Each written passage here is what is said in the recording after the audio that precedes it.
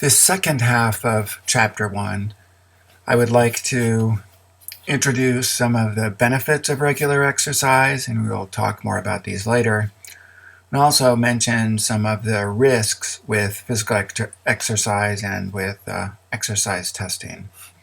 So there are many benefits of regular exercise. Some of these you're aware of in an exercise physiology class, and we'll talk also more about these. Certainly there's an increase in VO2 max oxygen uptake. There's a decrease at a given absolute exercise intensity of breathing, so of ventilation. The myocardial oxygen cost, so how much oxygen the heart muscle is using, that is decreased. Let me go back to my... we've been looking at heart rates and blood pressures, and those are decreased at a given submax exercise intensity. We'll talk about capillary transit time, and we've already talked a little bit about lactate. So there's several benefits of regular exercise. In terms of the cardiovascular disease risk, those are also decreased with regular bouts of exercise. Blood pressure is decreased.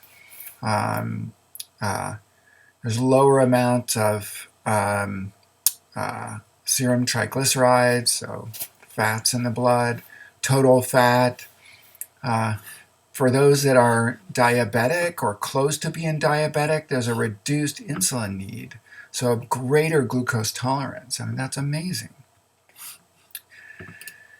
And there's a decreased morbidity and mortality, so getting sick or even dying. These are decreased with regular exercise, so lower death rates from coronary artery disease. And there's other benefits that we are aware of. There's decreased anxiety, decreased depression. There's actually improved cognitive function. So a way to study for a test is to go take a run or continue to run. I mean, don't stop exercising if you're studying for something. And for those of you that may be working with older adults, if they have chronic physical activity, if they've been doing it for a while, independent living in older adults is huge. And other benefits, it's a feeling of well-being. There's better performance at work, recreational sport activities, or reduced risk of fall and injuries in older adults. That can be really, really big. So there's many benefits of regular physical activity, and we'll talk more about a couple of these, and some of these you may know already. And most people know that physical activity is good. They may not understand some of the specifics, but we want to keep getting people to be active. And there are risks, although very minimal risks, of death with exercise. So here are the absolute annual risk of exercise-related death among high school or college athletes. Only 1 in 133,000 for men, only 1 in almost a million, or 769,000 for women. And here's a table out of our book that looks at some of the risks and putting these risks into perspective. So very little, there is a chance, but little chance of events that may happen with exercise. And it seems to be that it's more vigorous exercise. So vigorous intensity exercise, only one every year for every 15 to 18,000 people. And there can be some risk with exercise testing as well, and that's why we will go over some of the risk factors and make sure clients complete an informed questionnaire so they know what they will be doing or what's expected in some kind of fitness test.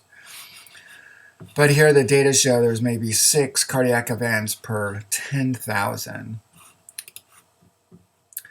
And here's some research. So here's references on the left-hand side, but here's some research on like number of deaths or hospitalizations during exercise testing. And especially if we do submaximal testing, the risks are very low.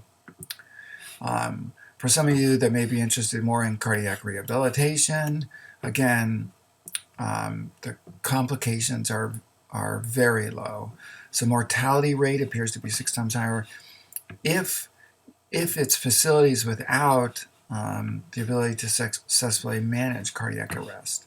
So wherever you are, they should have appropriate facilities there.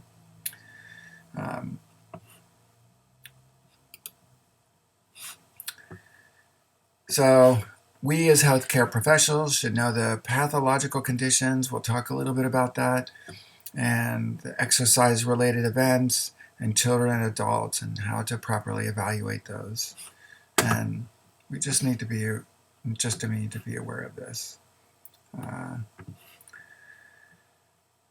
And so the bottom line, even though there's possibility of risk, large body of scientific evidence, physical activity is beneficial, and it can delay premature mortality, reduce risk of health conditions, and these are our guidelines for 150 minutes per week of moderate, 75 minutes per week of vigorous activity, some kind of combination, and it can be broken up. And this is maybe different than some of the definitions I had in an earlier video, different than maybe physical exercise, but in terms of health benefits, it's really not that much that's required.